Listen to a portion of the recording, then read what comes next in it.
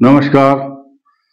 कर्क राशि पर अभी कुछ ग्रहों का संचरण बहुत अच्छा है और कुछ खराब भी है, उनकी हम चर्चा करेंगे। लेकिन ये दिसंबर का महीना चल रहा है, इस दिसंबर के महीने में कर्क राशि को पॉजिटिव चीजें क्या हैं और क्या निगेटिव हैं, उन सब पर भी चर्चा करेंगे। लेकिन इस विषय में हम एक बात बहुत स्पष्ट कहना चाहेंगे कि कर्क राशि के भाग्य स्थान का स्वामी बृहस्पति होता है, जुपिटर जो है, और ये अभी वक्री चल रहा है।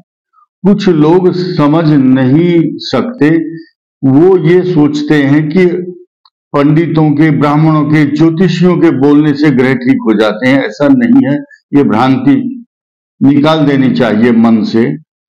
हम सिर्फ ग्रहों का विश्लेषण करते हैं, कौन सा ग्रह कहाँ चल रहा है। हम भाग्य विधाता या भाग्य को बदलने की क्षमता नहीं रखते। जैसे आप लोग हैं ऐसे ही हम सिर्फ पढ़ना जानते हैं ग्रहों की गणना को पंचांग के द्वारा। तो आइए शुरू करते हैं। कर्क राशि इस समय बहुत अच्छी स्थिति में है। इनके पंचम भाव में सूर्य और मंगल चल रहे हैं, जो क्रोध का परिचायक है। गुस्सा आता है क्रोध ऐसी स्थिति में। अब क्या है, क्रोध को शांत करना है। जो ज्यादा एज के लोग हैं उनको किडनी, लीवर या पेट के रोग, अग्निमांद्य बोलते हैं, इनडाइजेशन, पेट के रोग। और अगर आपके बच्चे हैं, आप परिवार के मुखिया हैं, तो आपके बच्चों को बुखार, खांसी, रोग, बुखार, इन्फेक्शंस, डिजीज की संभावना। छात्र अगर आप हैं तो छात्रों के लिए पढ़ाई में कुछ अवरोध, परेशानी रहेगी। लेकिन जो नौकरी और कंपटीशन की तैयारी कर रहे हैं उनके उत्तीर्ण होने की पूरी संभावना। यानी कि अगर आप आज बीज बोते हैं तो आप 1 जनवरी के बाद उस परिश्रम की फसल आफ्टर 1 जनवरी काट सकते हैं, क्योंकि आपके भाग्य का स्वामी बृहस्पति उस दिन 1 जनवरी 2024 को उदय होगा और आपके लिए भाग्य का सितारा चमकाने के लिए आएगा। आपके भाग्य स्थान में ही अभी राहु चल रहा है और राहु छाता लेकर के चल रहा है, एम्ब्रेला, क्योंकि ये साया है, उपग्रह है और आपके भाग्य को बिगड़ने से रोकता है। लेकिन मैं यहां भी उल्लेख करना चाहूंगा कि कर्क राशि वालों के लिए तथा जो कर्क लग्न के लिए भी एप्लीकेबल होगा, अष्टम भाव में जो शनि चल रहा है वो आपके पैरों में दर्द, खर्च, एक्स्ट्रा ऑर्डिनरी एक्सपेंसेस तथा निर्मूल आशंकाएं, डर, बहम, चिंता, परेशानी, कामों में अटकाव और भटकाव रहेगा।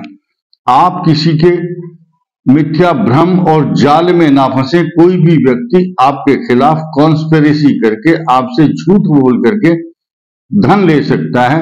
You should be very careful. कब तक? 25 मार्च 2025 तक ढैया शनि की चल रही है। और फाइनेंस जो हाउस है आपका, फाइनेंस का जो मालिक है वो सूर्य है आपकी कुंडली में और उस पर अभी बृहस्पति की दृष्टि है। इसलिए आपके बीच में फाइनेंशियल जो प्रोजेक्ट हैं वो फाइनल होते रहते हैं और आपको आर्थिक मदद मिलती है और भी अधिक मिलेगी। ये स्थिति आएगी 1 जनवरी 2024 के बाद। थोड़ी सी चर्चा, हल्की सी, जिसमें आपको आनंद आएगा। सबसे बड़ी बात यह है, इन वीडियो को वही लोग ज्यादा देखते हैं जो इनको समझ पाते हैं, जिनको ज्योतिष का ज्ञान है, बुद्धि और विवेक रखते हैं। मेरे पास ऐसे पढ़े लिखे लोगों के फोन आते हैं जिनको ज्योतिष का इतना अच्छा ज्ञान है। मैं उनकी प्रशंसा करता हूं, उनको साधुवाद देता हूं और वो ग्रहों की चाल और गणना को समझते भी हैं, फिर भी मेरे से वो पूछना चाहते हैं, तो उनको मैं धन्यवाद देता हूं। आइए बढ़ते हैं। कर्क राशि 3 नक्षत्रों से मिलकर बनती है। पुनर्वसु का एक चरण, जिसमें नाम हीरा या हिमांशु, हितेश्वर इस टाइप के नाम बनते हैं, ही अक्षर। उन लोगों की जन्म के समय बृहस्पति की दशा रहती है 3 या 4 साल तक, बस ज्यादा नहीं। उसके बाद शनि की दशा और फिर बुध की दशा 17 वर्ष तक। ऐसे व्यक्ति अधिकांश रूप से विदेश की यात्रा करते हैं या पढ़ाई पढ़ने के लिए, अगर कर्क लग्न हो तो कंफर्म समझिए, या तुला लग्न हो तो भी कंफर्म, और कर्क राशि हो तो घर से बाहर जाकर भाग्य उदय होता है और बाहर जाकर के पढ़ते हैं। हॉस्टल में रहते हैं ज्यादातर, अधिकांश, सभी नहीं। और जब इनकी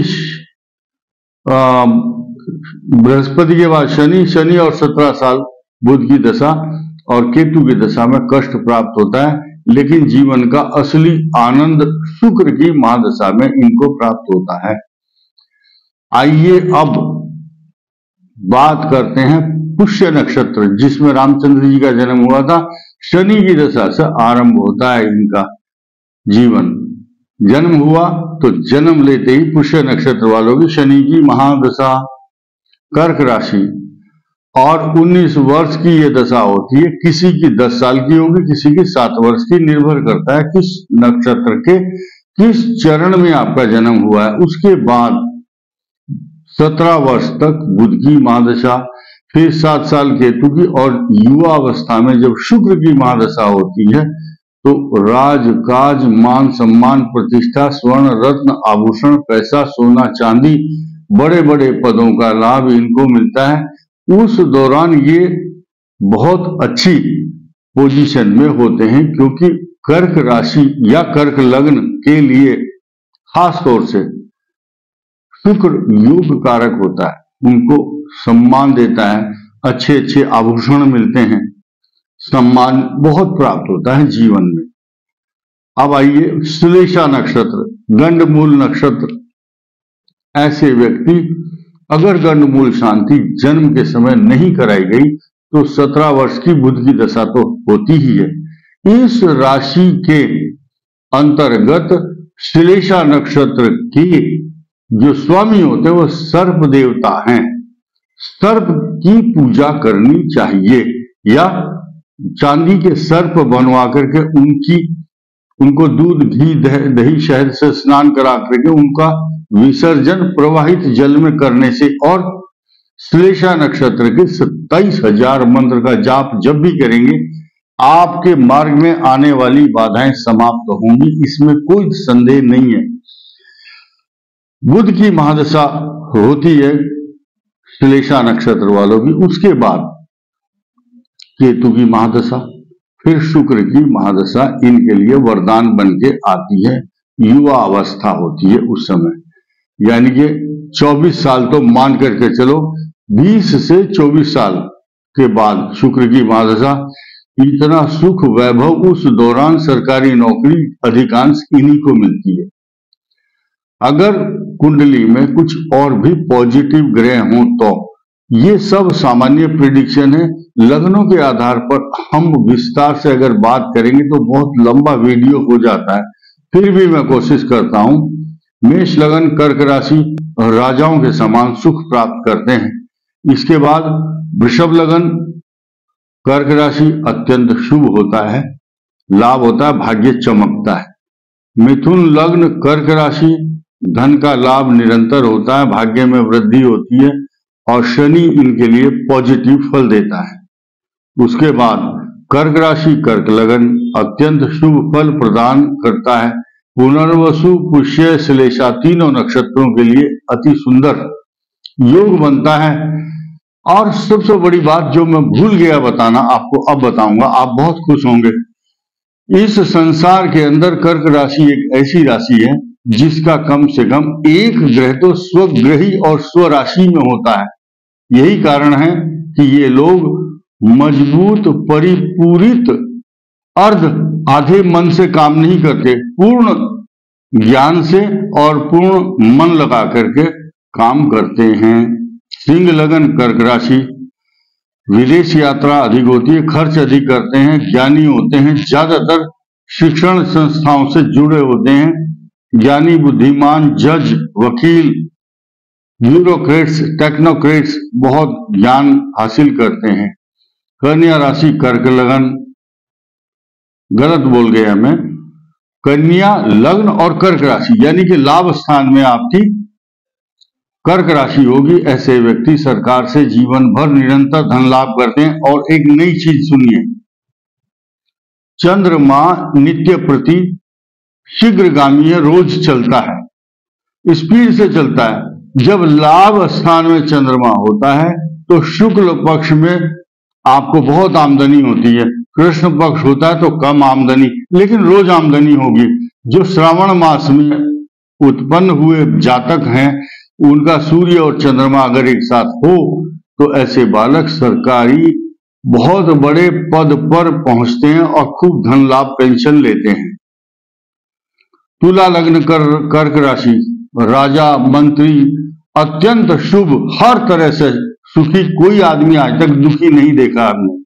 वृश्चिक लग्न कर्क राशि, भाग्य स्थान में चंद्रमा, कभी दुखी नहीं होता, सरकारी पद पर रह करके बड़े बड़े काम करता है, बातों बातों में काम करता है और टेलीफोन पर उसके काम सब बन जाते हैं। धनु राशि कर्क लगन, पेट का रोग, मानसिक परेशानी तथा तनाव, एंग्जाइटी और पानी में डूबने का खतरा, कफ एंड कोल्ड की प्रॉब्लम, डस्ट से एलर्जी रहती है इनको, एसी में बैठ जाएंगे तो भी जुकाम पकड़ लेता है बहुत जल्दी, और कल्पनाशील बहुत होते हैं। मकर लगन कर्क राशि, बहुत सुंदर पत्नी मिलती है, या लड़का है तो पति अच्छा मिलता है, कमाऊ, बहुत अच्छी पोस्ट पर काम करने वाला लड़का होगा और उनका जीवन अत्यंत सुखमय व्यतीत होता है जीवन साथी के साथ। अब आया कुंभ लग्न और कर्क राशि, छठे स्थान में चंद्रमा, एंग्जाइटी, तनाव, अशांति, परेशानी, कई प्रकार की चिंताएं रहती हैं। मीन लग्न कर्क राशि, पंचम भाव में चंद्रमा, ज्ञान, बुद्धि, विवेक, मान सम्मान, प्रतिष्ठा, जीवन भर सुखी, राजयोग के चिन्हों से अंकित होता है, क्योंकि भाग्य स्थान इनका मंगल डोमिनेट करता है इसको, भाग्य स्थान को, और रिप्रेजेंट करने वाला पंचम भाव ज्ञान चंद्रमा करता है। अगर ऐसी स्थिति में मीन लग्न कर्क राशि हो और मंगल अच्छी पोजीशन में और बृहस्पति की पोजीशन इनको देखती हो किसी एक स्थान को, तो राजाओं के समान प्रतापी बालक होता है। ये मैंने आपसे चर्चा की, इसके हिसाब से आप चलेंगे तो समझेंगे कि आपके लिए आने वाला समय अच्छा ही होगा। धन्यवाद, नमस्कार।